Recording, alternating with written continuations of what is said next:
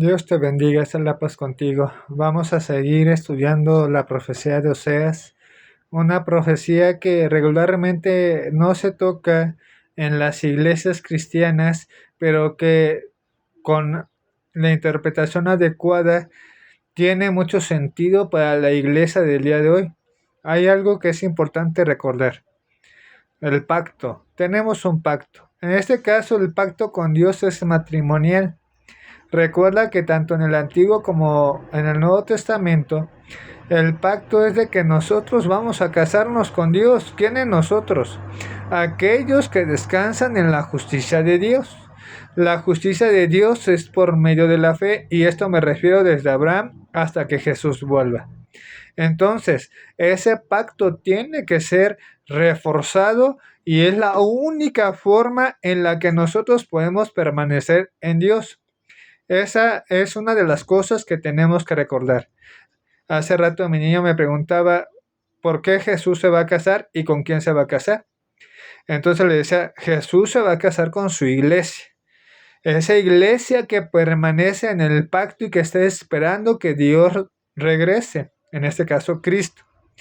Entonces, si no conocemos Oseas, vamos a pensar que nosotros somos merecedores de la gracia de Dios, pero en Oseas vemos que Gomer no era merecedora. Al contrario, ella despreciaba el pacto en este caso con Oseas, pero era una representación de lo que Israel estaba haciendo con Dios. Desafortunadamente, dice Dios, yo estoy contra tu madre, a los Israel. ¿Por qué? Porque de ella aprendiste todo lo que no debías de haber aprendido desde el principio. ¿A qué? A prostituirte, a no hacer la voluntad de Dios, a hacer lo que tú querías. Ese es un gran problema en nuestras vidas. ¿Por qué? Porque tú podrías decir, es el pueblo de Israel. No, también somos nosotros. Y cuando decimos prostituirse, es que nos centramos en cualquier otra cosa menos en Cristo. ¿En qué nos centramos? Nos centramos en nuestras tradiciones y costumbres, nos centramos en que si hay un buen predicador o no lo hay, en que si hay buenas instalaciones o no las hay. En todas esas cosas nos prostituimos y dejamos a Dios a un lado. Fíjate bien lo que pasaba con Israel. Israel, cuando estaba Jeroboam, puso los dos becerros de oro para que el pueblo ya no fuera hasta Jerusalén para adorar y ofrecer sus ofrendas.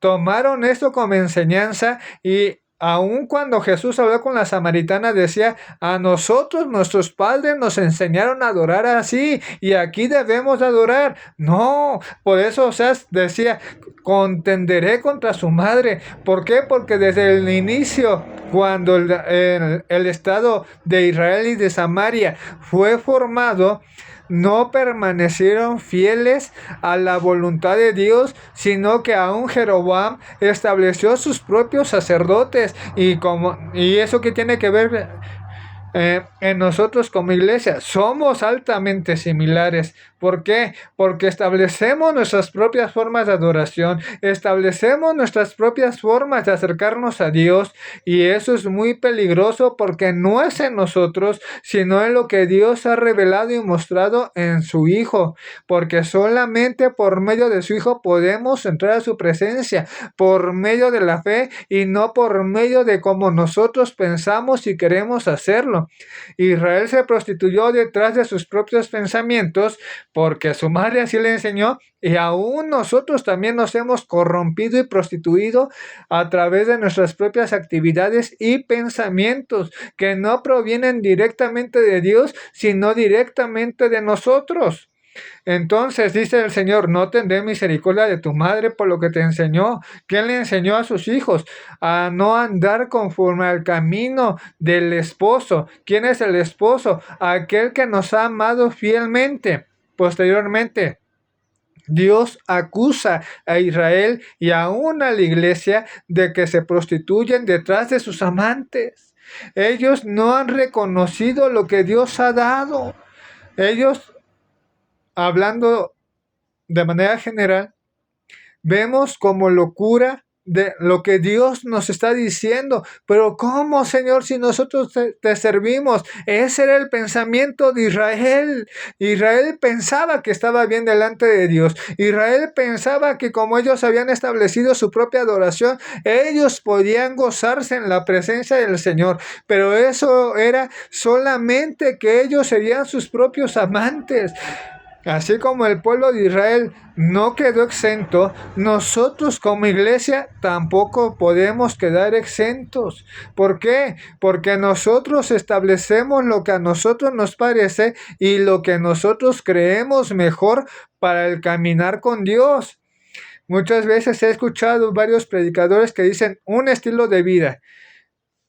No, nosotros no tenemos un estilo de vida. ¿Por qué? Porque la gente empieza a prostituirse detrás de estilos de vida. Este pastor lo hace así, el otro pastor lo hace así, este hermano lo hace así, me gusta a mí cómo le hace. No, no es estilo de vida. Fue el problema de Israel.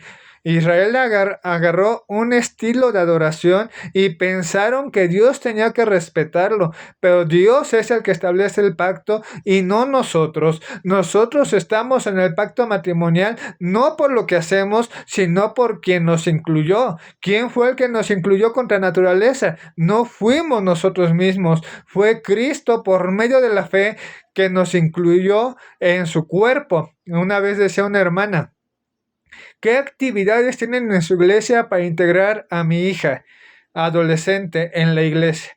Y el pastor se rió, dijo: no tengo que tener ninguna actividad para integrar a su hija.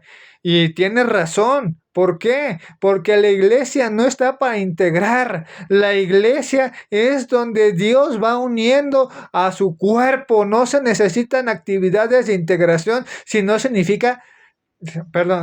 necesita unirnos en una sola fe, en una sola verdad, que no es establecido por ninguna iglesia, por ningún pastor, sino que ya fue establecida por Dios mismo. Y es lo que nos cuesta trabajo entender de parte de Dios.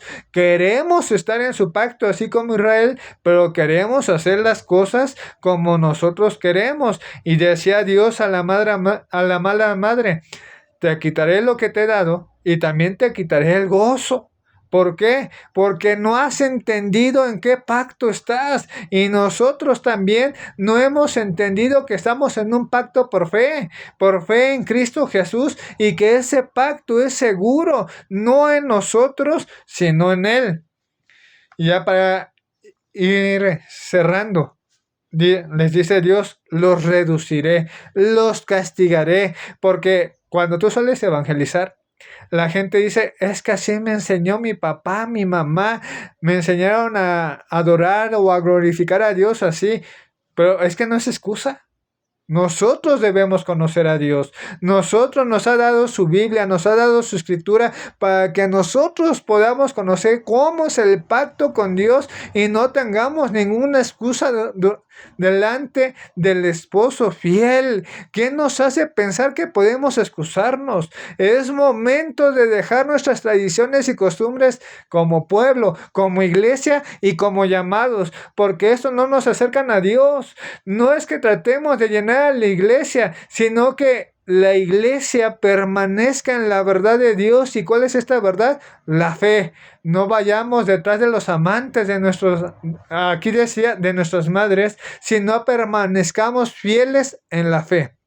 Gracias por escucharnos. Que Dios te bendiga, que esta palabra sea de edificación, y aún reacciona, comenta y comparte lo que Dios ha dado por medio de este video en tu vida. Nos vemos la siguiente semana. Sigue el canal y las publicaciones que se suben. Dios te bendiga.